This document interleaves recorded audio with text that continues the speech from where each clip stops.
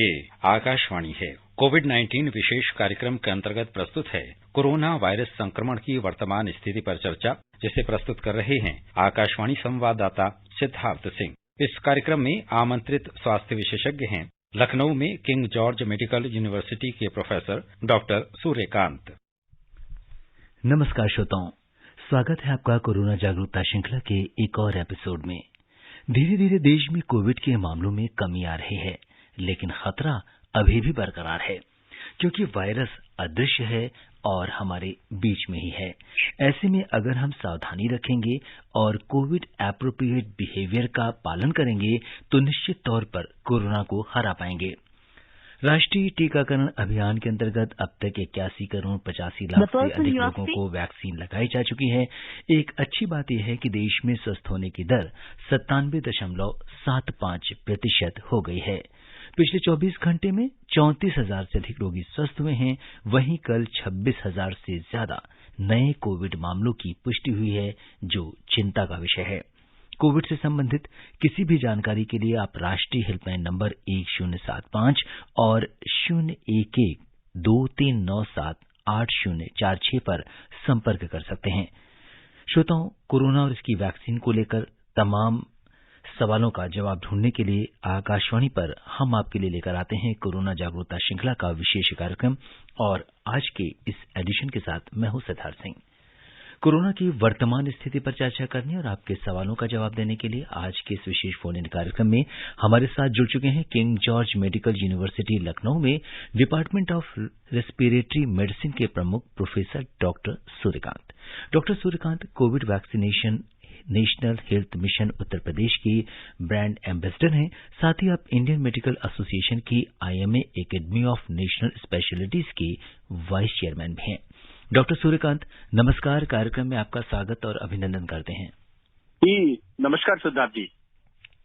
श्रोताओं, कोरोना से संबंधित सवाल डॉक्टर सूर्यकांत से हमारे टोल फ्री नंबर 1800-115767 और 0112331444 पर पूछ सकते हैं। आप हमारे ट्विटर हैंडल @AIR न्यूज पर #AskAIR पर अपने सवाल पोस्ट भी कर सकते हैं। और अपनी चर्चा की शुरुआत करते हैं डॉक्टर सूर्यकांत। इस समय जबकि देश में जो कोविड के मामलों को अगर हम देखें तो काफी कमी आ रही है, लेकिन किसी किसी राज्य में इसके मामले अभी भी थोड़ी बड़ी संख्या में हैं। और इस समय क्या कुछ सावधानियां लेनी चाहिए हमें? देखिए, ऐसे है कि जैसा कि प्रधानमंत्री जी ने कहा है कि खतरा अभी टला नहीं है जी। और अगर आप मेरे 3-4 महीने के पहले के वीडियोस देखेंगे तो मैंने साफ साफ कहा है कि अक्टूबर और नवंबर जी, ये 2 महीने बहुत क्रूशियल हैं। तो अभी हमें कोविड एप्रोप्रिएट बिहेवियर का पालन करना पड़ेगा। और जैसा आपने कहा कि अभी भी 25 से 35 हजार के बीच में केसेस पर डे आ रहे हैं और खासतौर पर देश में 28 राज्य और 8 यूनियन टेरिटरीज हैं, लेकिन उसमें दक्षिण भारत का प्रमुख राज्य केरल और उसके अलावा 2-3 और दक्षिण भारत के राज्य और महाराष्ट्र जी। तो ये 4-5 राज्य ऐसे हैं जिसमें अभी भी काफी कुछ संख्या में आ रहे हैं। और खासतौर पर केरल में जो केसेस हैं वो तो आप समझ लीजिए कि 70-80% टोटल केसेस जो आ रहे हैं वो केरल से ही आ रहे हैं।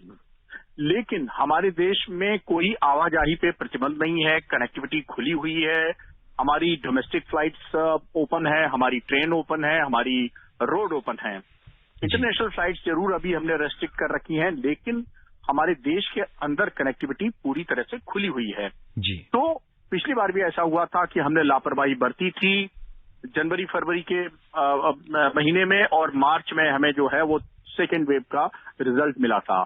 तो इसलिए थोड़ा सा संयम हमें बरतने की जरूरत है। और हाँ, 1-2 खुशखबरी बहुत अच्छी हैं जी, जो जरूर उत्साह बढ़ाती हैं हमारा। कि एक तो हमारा जो वैक्सीनेशन प्रोग्राम है वो टॉप पे चल रहा है, टॉप ऑफ द वर्ल्ड जी। और हमें खुश होना चाहिए कि 17 सितंबर माननीय प्रधानमंत्री जी का जन्मदिन था। उस दिन हमने दुनिया के टीकाकरण का सब रिकॉर्ड तोड़ दिया और नया रिकॉर्ड बनाया है, जो कि हमें नहीं लगता नहीं कि हमारे अलावा कोई दूसरा तोड़ सकता है। 2.5 करोड़ वैक्सीन लगी उस दिन और हमारी अभी आपने बताया कि 81 करोड़ से ऊपर की संख्या डोजेस की पहुंच चुकी है। लेकिन अभी लक्ष्य दूर है, हमें 90 करोड़ लोगों को लगभग वैक्सीनेट करना है। तो लक्ष्य है 180 करोड़ डोजेस का, यानी 100 करोड़ के डोजेस अभी भी लगना बाकी है। और दूसरी खुशखबरी ये है कि बच्चों के लिए एक नहीं दो वैक्सीन आने वाली हैं।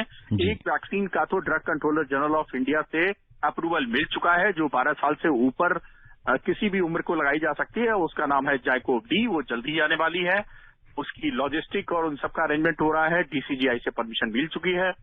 और दूसरी है कोवैक्सीन, जो 2 साल से ऊपर किसी को भी लगाई जा सकती है। वो वैक्सीन भी जल्दी ही उसको भी डीसीजीआई का अप्रूवल मिलने वाला है जी। तो ये दो बड़ी खुशखबरी हैं, जिससे कि हम 18 साल से नीचे के बच्चों का भी टीकाकरण कर सकेंगे। लेकिन अभी मेरा यही मानना है कि कोविड अप्रोप्रिएट बिहेवियर का पालन करना है, खतरा अभी टला नहीं है जी। और जिस तेजी से वैक्सीनेशन लगाया जा रहा है या इसकी रफ्तार है, तो डॉक्टर सूर्यकांत लगता है बहुत जल्दी हम 100 करोड़ के आंकड़े को पार कर जाएंगे। बिल्कुल। और जैसा कि आपने कहा कि एक दिन में 2.5 करोड़ का वैक्सीनेशन हमने किया माननीय प्रधानमंत्री जी के जन्मदिन पर, तो कई देश तो ऐसे हैं जिनकी जनसंख्या ही 2.5 करोड़ है या उससे कम है। तो अपने आप में आपसे ये जानना चाहेंगे कि जब हम ऐसा सुनते हैं कि करोड़ों लोगों का वैक्सीनेशन किया गया, आज हमने 1 करोड़ के आंकड़े को पार कर लिया है या 2 करोड़ या 2.5 करोड़, तो हमारे लिए ये एक स्टैटिस्टिक्स या डेटा होता है या आंकड़े होते हैं, लेकिन इसके पीछे कितनी बड़ी चेन काम करती है, क्योंकि 2.5 करोड़ लोगों को वैक्सीनेट करने के लिए, क्योंकि वैक्सीन एक ऐसी चीज है जिसका, जैसे कि अभी आपने बोला कि लॉजिस्टिक्स की आपने बात की, आप किस तरह की, क्योंकि आम लोगों को वो फाइनल प्रोडक्ट देखते हैं जब वो डिस्पेंसरी में जाते हैं, तो उनके सामने डॉक्टर या जो पैरामेडिकल स्टाफ है वो फ्रिज से जो है या रेफ्रिजरेटर से निकालते हैं और उन्हें वैक्सीन लगा देते हैं। पर उस कोल्ड चेन को मेंटेन करना, जहां से प्रोडक्शन हुआ है वैक्सीन का, कितनी लंबी यात्रा होती है और कितना चुनौतीपूर्ण होता है। देखिए, पहले तो मैं आपको बता दूं कि ये बहुत ही राष्ट्रीय गौरव की बात है कि एक नहीं अब 5 बार आपने 1 करोड़ की संख्या को पार किया है, बहुत बड़ी बात है। और दूसरी आपको मैं बता दूं, आपने बिल्कुल सही कहा कि हमारे देश में वास्तव में जो वैक्सीनेशन का इंफ्रास्ट्रक्चर है बहुत पुराना है, क्योंकि हमारे कई सालों से, दशकों से ये टीकाकरण का प्रोग्राम चल रहा है और बहुत बड़ा हेल्थ इंफ्रास्ट्रक्चर इसमें इन्वॉल्व होता है जी। अब आप सोचिए कि जहां से वैक्सीन बनती है वहां पर फिर स्टोर होती है, स्टोर से फिर उसको ट्रांसपोर्ट किया जाता है, स्टेट में भेजी जाती है, स्टेट में वेयर हाउसेज बनते हैं, स्टोरेज उनके बनते हैं, फिर वहां से डिफरेंट डिस्ट्रिक्ट में जाती है और हर लेवल पे कोल्ड चेन को मेंटेन करना पड़ता है। और फिर डिस्ट्रिक्ट में पहुंचने के बाद उनके जो वैक्सीनेशन साइट्स होती हैं, सेंटर्स होते हैं, वहां पे भी कोल्ड चेन को मेंटेन करते हुए आपको पहुंचाई जाती है। तो बहुत बड़ी एक सिस्टम इसमें इन्वॉल्व है, बहुत बड़ी मैन पावर इसमें इन्वॉल्व है, बहुत बड़ा एक सिस्टमिक प्रक्रिया है वो इन्वॉल्व है। और कहीं भी थोड़ा सा भी अगर रिलैक्सेशन हो जाए तो मामला गड़बड़ा जाता है। इसलिए मैं कह सकता हूं कि भारत जैसे देश में और इतने बड़े सिस्टम पे 28 राज्य और 8 यूनियन टेरिटरी, टोटल 36 में ये व्यवस्था करना और उसके बाद करोड़ की संख्या के ऊपर ले जाना, ये वास्तव में बहुत बड़ी चुनौती है। और शुरू में कहा जा रहा था कि हमारे यहाँ जो है मैक्सिमम जो हमारी कैपेसिटी है वैक्सीनेशन पर डे की वो 1 करोड़ की है जी। तो 16 जनवरी 2021 को जब मैंने पहले दिन लॉन्चिंग के पहले दिन टीका लगवाया अपने king George medical university Lucknow में, तो हमसे पत्रकारों ने पूछा था कि आपकी इच्छा क्या है। मैंने कहा मेरी इच्छा है कि 1 लाख वैक्सीन पर डे लगे। तो वो मेरी इच्छा थी और ईश्वर ने पूरी कर दी और मतलब देश के लीडरशिप ने पूरी की। माननीय प्रधानमंत्री जी के नेतृत्व में जो काम चल रहा है वो ये इस मुकाम तक पहुंचा और 17 सितंबर को तो सब रिकॉर्ड टूट गए जब 2.5 करोड़, जो कि हमने कभी कल्पना नहीं की थी कि, और हमें मालूम भी नहीं था कि हमारे देश में इतना बड़ा सिस्टम मौजूद है। एक्चुअली ये उत्साह था, एक्चुअली लोगों का भी उत्साह था, सिस्टम का भी उत्साह था, हमारे हेल्थ केयर का भी उत्साह था और स्पेशल अरेंजमेंट किए गए थे, तब जाके हम इस 2.5 करोड़ के लक्ष्य को पा पाए हैं। तो वास्तव में ये बहुत बड़े गौरव की बात है। बिल्कुल। तो इस समय जैसा कि भारत देश न सिर्फ अपने बारे में सोचता है लेकिन अपने पड़ोसियों के बारे में, एक वासुदेव कुटुंबकम की बात हम करते हैं, तो वैक्सीन मैत्री जो कार्यक्रम है ये दोबारा से शुरू किया जा रहा है और जो भी हमारे मित्र देश हैं उनको हम वैक्सीनेशन कराने की तैयारी में है, वैक्सीन उनके पास भेजने की तैयारी में है। तो इसके पहले भी हमने इस योजना को शुरू किया था जिसमें बहुत सारे कंट्रीज को हमने वैक्सीन भेजी थी। तो इस क्षेत्र में जबकि ग्लोबल हब भारत को कहा जाता है, क्योंकि जैसा कि डॉक्टर सूर्यकांत हम देखते हैं कि 70% जो मार्केट शेयर है वो इंडिया के पास में है। तो एक तरह से पूरा विश्व जब वैक्सीनेशन की बात चल रही थी तो भारत की ओर देख रहा था, और अब as a global manufacturing hub हमारा देश उभर कर आया है।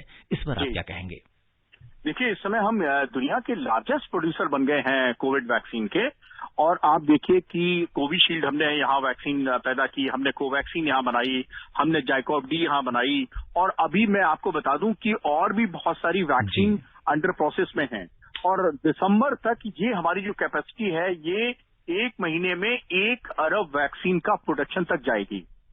तो ये 1 अरब का प्रोडक्शन, दुनिया तो हमें देख रही है कि कब हम 1 अरब का प्रोडक्शन करें और दुनिया को हम सप्लाई करें। और हमने शुरू से ही, आप देखिए, आपने कहा वसुधैव कुटुंबकम, जो स्वामी विवेकानंद ने भी 11 सितंबर 1893 को शिकागो के धर्म संसद में भाषण दिया था, उसमें उन्होंने यही कहा था कि भारतीय संस्कृति जो है विश्व को परिवार मानती है, वसुधैव कुटुंबकम की है। और उसी परंपरा को मोदी जी ने, आप वास्तव में वो भी नरेंद्र थे, ये भी नरेंद्र है, दोनों नरेंद्र ने उस परंपरा को पालन किया है। और हमने शुरू से ही जो है वो वैक्सीन दूसरे देशों को दी है। करीब 6-7 करोड़ से ज्यादा वैक्सीन ये शुरू में ही हमने दे दी थी। हमारे जो पड़ोसी देश हैं, श्रीलंका है, भूटान है, नेपाल है, मालदीव है, इन सब देशों को, पड़ोसी देशों को, इसी के तहत बांग्लादेश को भी दी, बांग्लादेश को भी वहां भेजी गई। तो बहुत सारी कंट्रीज को दी, हमने यूनाइटेड नेशंस को भी दी है, WHO को भी दी है। और हमने अब जो है वो फिर हम जल्दी शुरू करने वाले हैं दूसरे देशों को देने के लिए, क्योंकि अब हमारे पास जो हमारे देश के लोग हैं उनके लिए पर्याप्त वैक्सीन उपलब्ध है, कोई क्राइसिस नहीं है, कमी नहीं है। इसलिए हम अब दूसरों को भी दे, हमने तो उस समय भी दी जब शुरुआती दौर में हम कुछ करोड़ वैक्सीन ही बना रहे थे, तब भी हमने दी। और अब हम दोबारा शुरू करने जा रहे हैं इसको वैक्सीन मैत्री के रूप में, दूसरे देशों को हम करने जा रहे हैं, क्योंकि हम बहुत सक्षम है। हमारे पास प्रोडक्शन का जो लिमिट है वो बहुत ज्यादा है, और दिनों दिन दूना रात चौगुना प्रोडक्शन हमारा बढ़ रहा है जी। तो हम कह सकते हैं कि हमने भारतीय संस्कृति और भारतीय परंपरा का अब निर्वाह करते हुए जो हम परिवार मानते हैं पूरे विश्व को, तो वैक्सीनेशन के क्षेत्र में भी हम दुनिया को वैक्सीन, हमारी तरफ रादर दुनिया देख रही है। और आप सोचिए, अमेरिका जैसा, मैं किसी की बुराई नहीं करता देश की, लेकिन अमेरिका जैसा प्रभुता संपन्न देश ने अपने यहाँ स्टोरेज करना ज्यादा समझा वैक्सीन के लिए, और उसे बांटना उचित नहीं समझा। लेकिन हमने ऐसा कोई नहीं किया कि एक्स्ट्रा स्टोरेज किया हो, हमने शुरू से बांटना शुरू किया है और अभी बांट रहे हैं। दुनिया में हमें मालूम है कि 200 से करीब जो है वो देश प्रभावित हैं, और इन सबको हमें वैक्सीन देनी है। डॉक्टर सूर्यकांत, हर्ड इम्यूनिटी की हम बात करेंगे, किसी भी बीमारी से बचाव में एक बड़ी भूमिका निभाती है, और कोविड को लेकर हम हर्ड इम्यूनिटी की उम्मीद कब तक कर सकते हैं? देखिए सिद्धार्थ जी, मैं आपके श्रोताओं को क्लियर कर दूं, ये हर्ड इम्यूनिटी वास्तव में है क्या। बहुत बार टीवी में, रेडियो में आता है हर्ड इम्यूनिटी। मैं आपके श्रोताओं को ये बता दूं कि देखिए वायरस कैसे फैलता है। एक आदमी से दूसरे आदमी में गया, दूसरे से तीसरे में गया, तीसरे से चौथे में गया। अब मान लीजिए कि एक आदमी ए को बीमारी है और वो फैल के उसने जो है बी को फैलाई, लेकिन बी में अगर इम्यूनिटी मौजूद है तो वायरस वहीं का वहीं मर जाएगा, फिर आगे नहीं फैल पाएगा। तो वो चेन ब्रेक हो जाती है। तो जब संक्रमण होता है और ज्यादा में इम्यूनिटी पाई जाती है, तो फिर आगे वो चेन बढ़ नहीं पाती है। इसी को कहते हैं हर्ड इम्यूनिटी या सामूहिक इम्यूनिटी। हर्ड का मतलब एक्चुअली होता है एक समूह, झुंड बोलते हैं। तो जब झुंड का झुंड हमारे देश में इम्यूनिटी का हो जाता है, तो ये हमें जो है वो वायरस हताश और निराश हो जाता है कि अरे हमें तो मिल ही नहीं रहा है कम बिना इम्यूनिटी वाला, जिससे कि हम लोग उसको फैला सकें। तो ये जाके स्थिति तब होती है अक्सर हर बीमारी के बारे में, जब करीब 80% 90% के करीब लोगों को ये इम्यूनिटी पैदा हो जाती है। अब ये हर्ड इम्यूनिटी 2 तरह से होती है, या तो इन्फेक्शन से या वैक्सीनेशन से। अब एक इसमें बड़ी खुशखबरी की बात एक और मैं आपको शेयर कर दूं। अभी मैंने बच्चों की वैक्सीन की खुशखबरी दी, वैक्सीनेशन की स्पीड की खुशखबरी दी। तीसरी खुशखबरी मैं आपके श्रोताओं को देने जा रहा हूं कि अभी एक Indian council of medical research का इम्यूनो सीरो सर्वे हुआ था।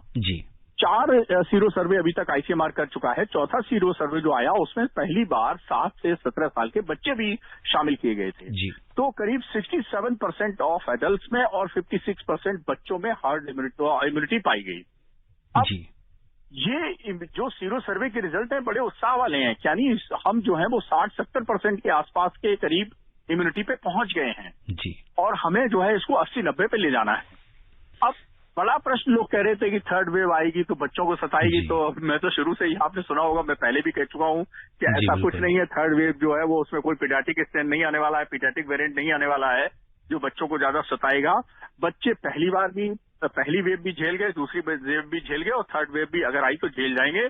बच्चों को डरने की बिल्कुल जरूरत नहीं, लेकिन हाँ, बचने की जरूरत है। जी डॉक्टर सूर्यकांत, ये बहुत इम्पोर्टेंट स्टेटमेंट है आपका, और मुझे लगता है कि आपकी इस बात से बहुत सारे हमारे जो श्रोता, जो पेरेंट भी हैं, क्योंकि कहीं ना कहीं बच्चों को लेकर हम सब चिंतित रहते हैं, क्योंकि बड़े तो किसी न किसी तरीके से किसी भी परेशानी को झेल लेते हैं, लेकिन जब बच्चों की बात आती है तो हम थोड़े से वहाँ पे ज्यादा अलर्ट हो जाते हैं, थोड़ा सा गंभीर हो जाते हैं बच्चों को लेकर। तो निश्चित तौर पर लोगों की जो उनकी आशंका थी वो आपने दूर की, और आपकी इस बात से, आपके इस स्टेटमेंट से लोगों को कहीं ना कहीं एक बड़ी राहत मिली होगी। और जो श्रोता हमसे अभी भी जुड़े हैं उन्हें बता दें कि कोरोना जागरूकता श्रृंखला की आज के इस विशेष कार्यक्रम में हिस्सा ले रहे हैं King George medical university Lucknow में डिपार्टमेंट ऑफ रेस्पिरेटरी मेडिसिन के प्रमुख प्रोफेसर डॉक्टर सूर्यकांत। आप भी डॉक्टर सूर्यकांत से हमारे स्टूडियो के टोल फ्री नंबर 1800-115767 पर फोन कर सवाल पूछ सकते हैं। और आज के हमारे पहले कॉलर अमृतसर पंजाब से प्रेम सागर जी हैं। प्रेम सागर जी नमस्कार, स्वागत है आपका कार्यक्रम में। प्रेम सागर जी, आप हमें सुन पा रहे हैं? हाँ, कोई नहीं आ रहा जी। आपको आवाज आ रही है हमारी? हाँ, आ रही जी। नमस्कार आकाशवाणी, नमस्कार डॉक्टर साहब जी। नमस्कार डॉक्टर साहब, बात ऐसे है, बहुत बढ़िया बातें आपने बताई हैं कोरोना के बारे में जी। एक बात चर्चा में आप कर रहे थे भी, कोरोना की ये दवाई है जी, वो फॉरेन में सप्लाई की हमने स्टार्ट में, वैक्सीन फिर करेंगे जी। तो स्टार्ट में की, बाद में रुक गई जी। तो उसके बारे में थोड़ा सा मैं ये कहूंगा कि बहुत बढ़िया किया हमारी सरकार ने, आप डॉक्टर्स ने, हमारे वैज्ञानिक ने ये बताने के लिए।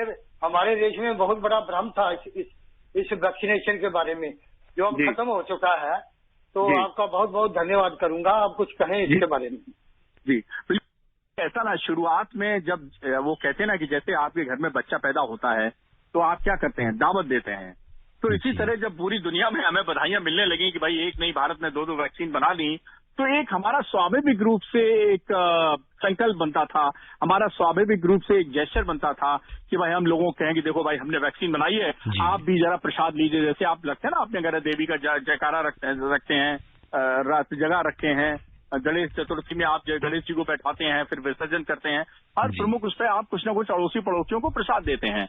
तो वो एक तरह से प्रसाद के रूप में था कि भाई देखिए 2 वैक्सीन हमने बनाई है, बहुत बड़ी बात। भारत ने आज तक वैक्सीनेशन तो बहुत किया था, लेकिन वैक्सीन कभी नहीं बनाई थी। मैं आपको बताऊं कि पहली दुनिया की वैक्सीन जो थी वो 1798 में बनी थी एडवर्ड जेनर के द्वारा, और वो स्मॉल पॉक्स की वैक्सीन थी जी। और ये आप देखिए, तब से लेके अब तक वैक्सीन के इतिहास में भारत ने कभी वैक्सीन अपनी बना नहीं पाई थी।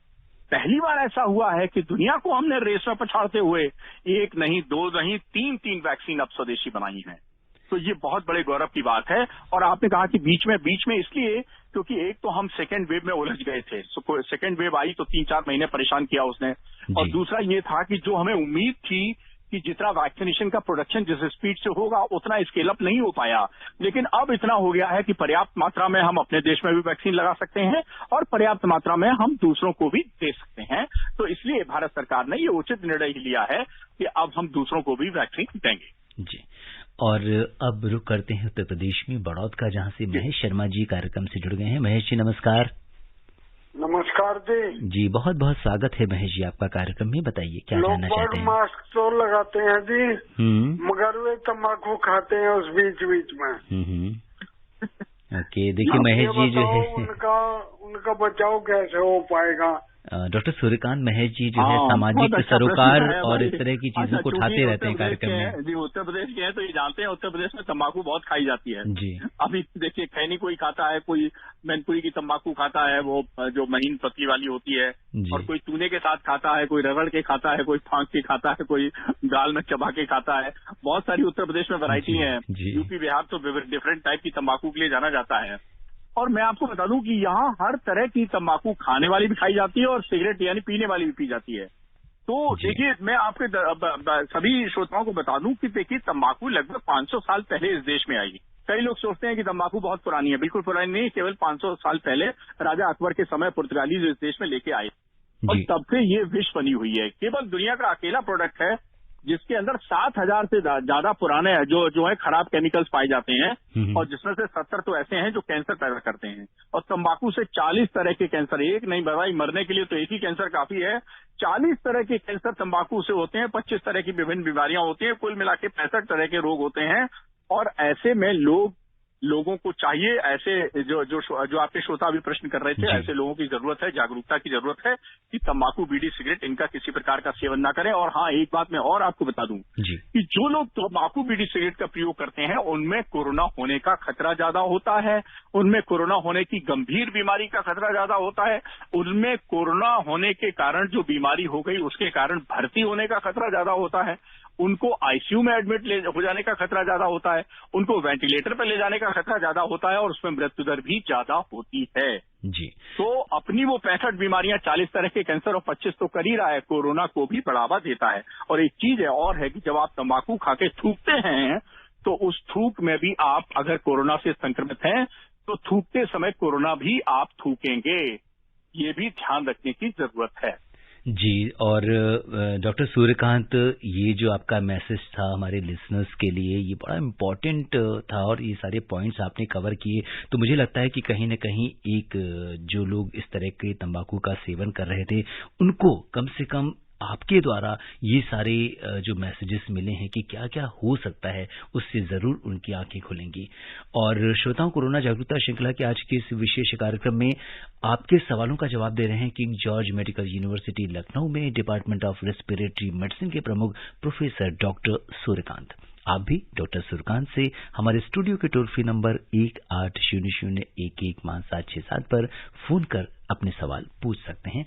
और रुख करते हैं कुशीनगर, उत्तर प्रदेश का, जहां से मुन्ना कुमार जी हमारे साथ कार्यक्रम में जुड़ गए हैं। मुन्ना जी नमस्कार। जी मुन्ना जी, आपको हमारी आवाज आ रही है? हेलो। मुन्ना जी से हमारा संपर्क नहीं हो पा रहा है, उनकी आवाज हम तक नहीं पहुंच पा रही है। इसके बाद हम दूसरे लिसनर की कॉल लेते हैं। और इस बीच डॉक्टर सूर्यकांत, जबकि हम वैक्सीनेशन पे हम चर्चा कर रहे हैं और कई बार वैक्सीनेशन में जब गैप हो जाता है तो ऐसे केसेस में हम क्या करें कि अगर ड्यू डेट निकल गई है और किन्हीं कारणवश हम नहीं लगवा पाए हैं, तो ऐसे में क्या हम उसको बाद में लगवा सकते हैं? जी, बिल्कुल घबराने की जरूरत नहीं है। देखिए, ऐसा है कि कई बार क्या होता है कि व्यक्ति को कहीं बाहर जाना पड़ता है और वहां उसे कनेक्टिविटी नहीं मिल पाई, तो अगर 2-4 हफ्ता भर इधर उधर हो जाती है डेट, तो डरने की कोई बात नहीं है। जब जागे तब सवेरा। और देखिए, होता क्या है कि ये जो फर्स्ट डोज और सेकेंड डोज के बीच में गैप है, ये अलग अलग वैक्सीन के लिए अलग अलग है। जो लोग कोवैक्सीन लगवा रहे हैं उनको 4 हफ्ते का गैप चाहिए होता है, जो लोग कोविशील्ड लगवा रहे हैं उनको 12 हफ्ते का गैप चाहिए होता है, जो स्पुतनिक लगवा रहे हैं रशियन वैक्सीन उनको 3 हफ्ते का गैप चाहिए होता है, और जो अभी जैकोव डी आई है उसकी जो 3 डोजेज लगेंगी। तो मेरा कहने का मतलब ये है कि एक्चुअली क्या है कि दूसरी डोज तब लगाई जाती है जब पहली डोज के द्वारा लगी हुई वैक्सीन से एंटीबॉडी का टाइटर थोड़ा या इम्यूनिटी जो पैदा होती है वो धीरे धीरे कम होने लगती है। तो ऐसा नहीं है कि एग्जैक्ट 3 महीने पे मान लीजिए आपने कोविशील्ड नहीं लगवा पाई तो अचानक आप इम्यूनिटी हीन हो जाएंगे, एकदम कोविड से लड़ने के लिए सक्षम नहीं होंगे, ऐसा बिल्कुल नहीं है। फर्स्ट डोज से भी आप और आगे भी इम्यूनिटी हो सकती है, लेकिन सेकेंड डोज इसलिए लगाई जाती है कि वो जो आपकी प्रोटेक्शन का लेवल है वो और आगे बढ़ जाए। तो इसलिए कोई दिक्कत नहीं है, अगर 2-4 दिन इवन हफ्ता भर भी इधर उधर हो जाती है ड्यूरेशन, तो घबराने की कोई बात नहीं है, आप लगा लीजिए। और हाँ, एक चीज और बता दूं कि सरकार ने ये व्यवस्था कर रखी है कि मान लीजिए शादी विवाह या और फंक्शन या किसी इंपॉर्टेंट ऑफिस मीटिंग के कारण आपको किसी दूसरे शहर में जाना पड़ता है, तो आपका पहली डोज का सर्टिफिकेट आपके पास है, आप ड्यू डेट पे दूसरे शहर में भी लगवा सकते हैं। जी, तो ये तो बड़ी इम्पोर्टेंट बात है। और हमारे जो भी लिसनर्स, चूंकि बहुत सारे लोगों को इस समय बाहर आना जाना पड़ता है, तो ऐसे में अगर वो अपने स्टेट में या अपने डिस्ट्रिक्ट पे नहीं लगवा पाए हैं तो वो बाहर भी लगवा सकते हैं। और अब लोनी से मोहम्मद यामीन जी जुड़ गए हैं हमारे साथ कार्यक्रम में। यामीन जी नमस्कार, स्वागत है आपका कार्यक्रम में। नमस्कार जी, मैं यामीन भाई रेडियो वाला सिरोड़ी से। जी यामीन जी, को भी नमस्कार जी। नमस्कार नमस्कार। मेरा ये प्रश्न है, जैसे कि हम वैक्सीन बनाने में भी दुनिया में नंबर 1 है और वैक्सीन लगाने में भी खैर नंबर 1 है, बड़ी खुशी की बात है। लेकिन मेरा थोड़ा प्रश्न ये है कि जैसे लोगों के पास आधार कार्ड या कोई पहचान पत्र नहीं है इस तरीके का, तो कैसे लगवा, थोड़ा ये बताएं। जी डॉक्टर सूर्यकांत, इन्होंने भी एक वैसा आम सवाल उठाया है। और देखिए, अपने नाम है यामीन भाई रेडियो वाला, तो रेडियो वाला नाम ही रखा हुआ है इन्होंने, और हमारे कार्यक्रम को ये दूसरों तक पहुंचाते हैं। आप जो बातें बताते हैं तो ये आगे कम्युनिटी में लोगों को जाकर बताते हैं, तो ये बहुत अच्छी बात है जिन्होंने इस कार्यक्रम के माध्यम से ये लोगों तक बात पहुंचा रहे हैं हमारी। जी क्या ऐसा है कि भाई अब तो आप ट्रेन में बैठेंगे तो आपको कोई पहचान पत्र चाहिए, फ्लाइट में बैठेंगे तो पहचान पत्र चाहिए, अरे मोबाइल का सिम लेने जाते हैं तो भी आपको कोई पहचान पत्र चाहिए। तो अब ये इस देश में कह पाना कि किसी के पास कोई पहचान पत्र नहीं होगा, ये तो विश्वास से परे है। हाँ, जरूरी नहीं आधार कार्ड हो, आपके पास कोई भी पहचान पत्र हो। पहचान पत्र का मतलब ये नहीं है कि किसी हमने विदेशी नागरिक को वैक्सीन लगा दी तो क्या होगा। पहचान पत्र का मतलब सिर्फ यही है कि आपका रजिस्ट्रेशन प्रॉपर हो जाए, आपकी पहचान हो जाए कि आपको वैक्सीन लग चुकी है, आप उस फोल्डर में आ जाएं जिसमें आप वैक्सीनेटेड ग्रुप में पहुंच जाते हैं वैक्सीन लगवाने के बाद। तो अगर आधार कार्ड नहीं है तो पैन कार्ड होगा, पैन कार्ड नहीं होगा तो ड्राइविंग लाइसेंस होगा, राशन कार्ड होगा, कुछ ना कुछ तो जरूर होगा। अरे भाई, इस देश में मोबाइल तो सबके पास है, सिम कैसे आप लेते हैं? बिना पहचान पत्र के सिम थोड़ी मिल सकता है। तो इसलिए मुझे ऐसा लगता है, और अब आधार कार्ड का कोई जरूरी नहीं है जी। आपको जो है वो दूसरे पहचान पत्र भी दिखा के आप लगवा सकते हैं। दिल्ली से धर्मवीर जी अपने सवाल के साथ कार्यक्रम से जुड़ गए हैं। धर्मवीर जी नमस्कार। हेलो जी धर्मवीर जी स्वागत है आपका। सिद्धार्थ जी, मैं धर्मवीर दिल्ली से बोल रहा हूँ। डॉक्टर नमस्कार। जी नमस्कार धर्मवीर जी। पूछना चाहूँगा, दो सवाल है जी। एक सवाल से जैसे कि पहली टीका लगा दिया और दूसरा टीका लगा, तो दूसरे टीका को हम बूस्टर डोज बोलते हैं, तीसरा जो बूस्टर बोलते हैं कि तीसरा डोज बूस्टर लगे, क्या है? और दूसरा अभी आप बूस्टर डोज अखबार में पढ़िए, टीवी में सुनिए, केवल सुनते रहिए, केवल विचार मत करिए। बूस्टर डोज का अभी प्रश्न ही नहीं उठता है। जब तक हम 180 करोड़ डोज प्राइमरी डोज नहीं लगा देते तो बूस्टर का प्रश्न अभी कहां से आ गया? बिल्कुल नहीं आया है। हम उस स्थिति में भारत अभी है जहां बूस्टर की हम कल्पना भी करें, जहां लगाने की तो बहुत दूर की बात है। तो इसलिए हमारा सबसे पहले प्रयास होना चाहिए। अभी सिद्धार्थ जी ने बताया कि 81 करोड़ को हम पार कर चुके हैं और हमारा लक्ष्य जो है वो 180 करोड़ का है। तो अभी 100 करोड़ वैक्सीन प्राइमरी डोजेज ही लगनी बाकी हैं। जब ये पूरी लग जाएंगी, उसके बाद भी अगर कोरोना का प्रभाव हमारी लापरवाही से चलेगा, जी हाँ, मैं फिर रिपीट कर रहा हूं, अगर कोरोना की थर्ड वेव आती है या आगे प्रभाव कंटिन्यू रहता है तो इसकी जिम्मेदारी हमारी सबकी होगी, हमारी लापरवाही होगी जी। अगर हम लापरवाह नहीं होंगे, जैसा कि हम फर्स्ट वेव के बाद हो गए थे, हम दिसंबर 2020 के बाद लापरवाह हो गए थे, दिसंबर जनवरी फरवरी हमने खूब लापरवाही की और जिसका नतीजा मार्च में सेकेंड वेव के रूप में आया। तो अगर मैं बहुत अपने एनालिसिस के बाद और प्रमाणों के साथ, वैज्ञानिक तथ्यों के साथ कह रहा हूं, और अभी से नहीं कह रहा हूं, मैं पिछले 3-4 महीने से कह रहा हूं, जून से बराबर कह रहा हूं कि अक्टूबर और नवंबर का महीना हमारे लिए बहुत ही क्रूशियल है। बिल्कुल। तो मुझे लगता है आपका अक्टूबर और नवंबर में फेस्टिवल की श्रृंखला है, नवदुर्गा है, दशहरा है, धनतेरस है, छोटी दिवाली है, बड़ी दिवाली है, गोवर्धन पूजा है, भाई दूज है और छठ पूजा है। तो इतने सारे त्योहार मैंने बता दिया। आप दर्शक भी सोच रहे होंगे डॉक्टर सूर्यकांत को त्योहार सब आते हैं। जी हाँ, डॉक्टर सूर्यकांत को सब त्योहार हमारा देश त्योहारों का देश है। त्योहार का देश है। और दूसरा, हमें त्योहारों से थोड़ा सा खतरा रहता है कि उसमें कोविड फैलने की संभावना ज्यादा रहती है, इसलिए हमने सब त्योहार रख लिए हैं। जी डॉक्टर सूर्यकांत, तो समय बहुत कम है। दौरान जो है वो कोविड अप्रोप्रिएट बनाए रखिए और कोई कारण नहीं है कि थर्ड वेव आएगी। अगर आएगी तो छोटी मोटी आएगी और बच्चों को बिल्कुल डरने की जरूरत नहीं है। और अगर हमारा साथ आप डॉक्टर सूर्यकांत और सिद्धार्थ जी का और मोदी जी का साथ देते रहेंगे तो दिसंबर 2021 में हम देश को भारत मुक्त घोषित कर देंगे। जी डॉक्टर सूर्यकांत, आप कोविड-19 के इस विशेष कार्यक्रम से जुड़े, आपने श्रोताओं के प्रश्नों का उत्तर दिया, हमसे चर्चा की, आपका बहुत बहुत धन्यवाद और आभार। जी धन्यवाद। श्रोताओं, आपसे सिर्फ यही कहेंगे कि आज सलामत रहे तो कल की सहर देखेंगे, आज पहरे में रहे तो कल का पहर देखेंगे, आज महफूज रहे तो कल मिल के खिलखिलाएंगे, गले भी मिलेंगे और हाथ भी मिलाएंगे और त्योहार भी मनाएंगे। आप स्वस्थ और खुशहाल रहें, इसी कामना के साथ दीजिए मुझे अनुमति। नमस्कार।